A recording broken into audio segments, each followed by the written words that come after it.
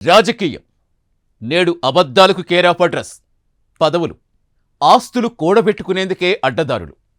కానీ ఈ కలుషిత కురుక్షేత్రంలో ధర్మ సంస్థాపన లక్ష్యంగా ఓ పాంచజన్యం మోగింది. 100 కోట్ల సామ్రాజ్యాన్ని గడ్డిపోచలా వదిలేసి కాలికి చెప్పు కూడా లేకుండా సనాతన ధర్మరక్షణే ఊపిరిగా ఓ అడుగు ముందుకు పడింది.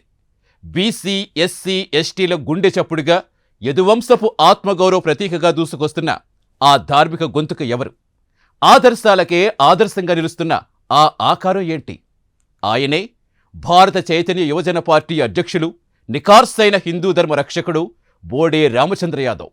ఆయన ప్రస్థానం రాజకీయం కాదు, అదో పవిత్ర యజ్ఞం. వివరాలేంటో ఇప్పుడు చూద్దాం.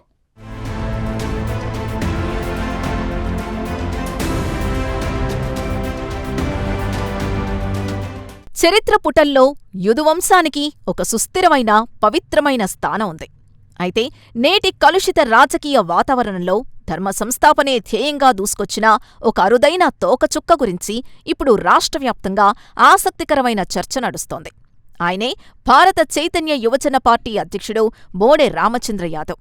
సాక్షాత్తు శ్రీకృష్ణుని వారసత్వాన్ని పుణికిపుచ్చుకున్న ఆయన కేవలం ఎన్నికల కోసం కాకుండా ఒక ఆదర్శవంతమైన, ధర్మబద్ధమైన సమాజ నిర్మాణం కోసమే రాజకీయాల్లోకి అడుగుపెట్టారని నిపుణులు విశ్లేషిస్తున్నారు.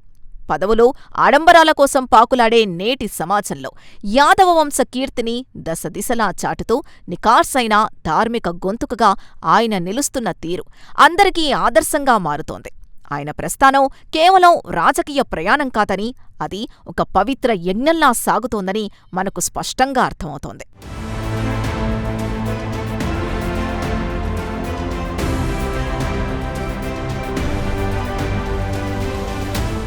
ఒకప్పుడు వ్యాపార రంగంలో అత్యున్నత స్థాయికి ఎదిగి కోట్లాది రూపాయల వ్యాపార సామ్రాజ్యాన్ని నిర్మించిన వ్యక్తి అవన్నీ తృణప్రాయంగా వదిలేసి సామాన్యుడిగా మారడం నిజంగా ఒక ప్రధాన చర్చనీయాంశం.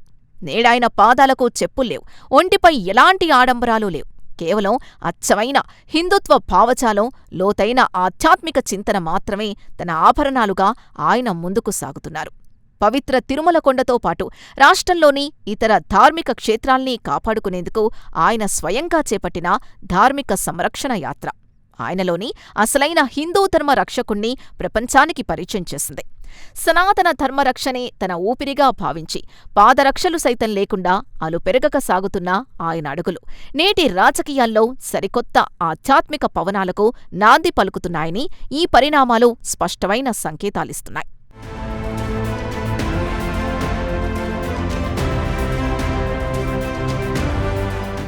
శ్రీకృష్ణ భగవానుడు భగవద్గీతలో ప్రబోధించిన కర్మణ్యేవాధికారస్తే అన్న పవిత్ర వాక్యాన్ని బోడే రామచంద్ర యాదవ్ తన జీవితానికి, రాజకీయాలకు నిలువల్లా అన్వయించుకున్నారని అర్థమవుతోంది.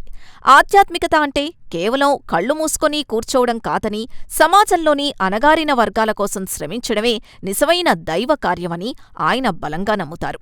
అందుకే స్వయంగా యాదవ కులంలో జన్మించిన ఆయన ఆ వర్గంతో పాటు సమాజంలోని బీసీ, ఎస్సీ, ఎస్టీ వర్గాల అభ్యున్నతి కోసం నిరంతరం పరితపిస్తున్నారు. క్షేత్రస్థాయిలో వారు పడుతున్న ఇబ్బందుల్ని ఆయన స్వయంగా పరిశీలిస్తూ వారి కన్నీళ్లు తుడిచేందుకు నిరంతరం కృషి చేస్తున్నారు. ఒక నాయకుడు ఆధ్యాత్మికతను, సామాజిక బాధ్యతను ఎలా సమన్వయం చేసుకోవాలో ఆయన తన ఆచరణ ద్వారా సమాజానికి చూపిస్తున్నారని పలువురు సామాజిక విశ్లేషకులు స్పష్టంగా విశ్లేషిస్తున్నారు.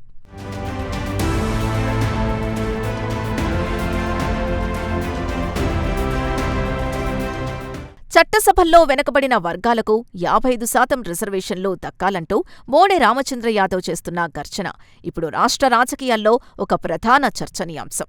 దీని వెనుక ఉన్నది కేవలం ఓటు బ్యాంకు రాజకీయాలు కాదని, తరతరాలుగా అణిచివేతకు గురైన వర్గాలకు వాస్తవమైన రాజ్యాధికారం దక్కాలన్న అద్భుతమైన సామాజిక సృజనాత్మకతేనని మనకు అర్థమవుతోంది.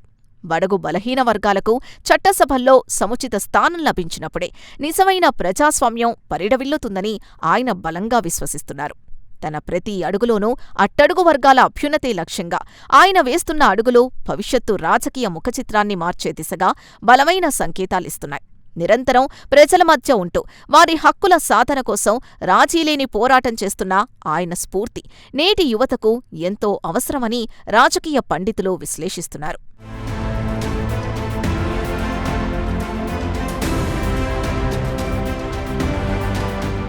కేవలం సిద్ధాంతాలకే పరిమితం కాకుండా క్షేత్రస్థాయిలో ప్రజా సమస్యల పరిష్కారంలోనూ ఆయన ముందు వరుసలో నిలుస్తున్నారు.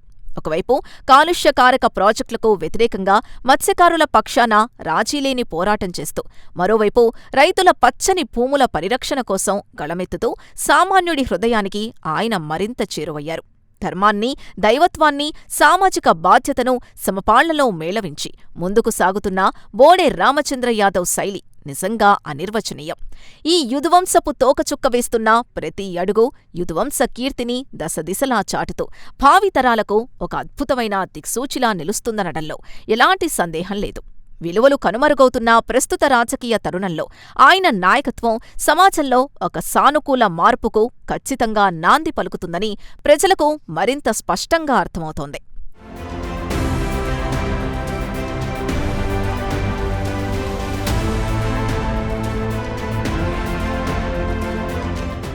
ఒకవైపు దైవభక్తి, మరోవైపు సామాజిక బాధ్యత, ఈ రెండింటినీ రెండు కళ్ళుగా చేసుకుని సాగుతున్న ఆయన పయనం ఒక సరికొత్త చరిత్రకు నాంది.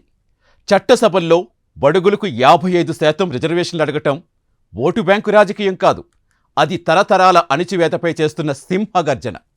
కళ్ల ముందు కోట్లున్న సామాన్యుడి కన్నీళ్లు తోడడమే దైవకార్యంగా భావిస్తున్న బోడే రామచంద్ర యాదవ్ లాంటి నాయకుడు బహుశా ఈ కాలంలో అరుదు. విలువలు మంట కలుస్తున్న ఈ రోజుల్లో ఆయన వేస్తున్న ప్రతి అడుగు రేపటి తరానికి దిక్సూచి. ఆలోచించండి, సమాజానికి కావలసింది కేవలం పాలకుడా, లేక ఇలాంటి ధర్మరక్షకుడా? నవశకానికిది ఆరంభం మాత్రమే.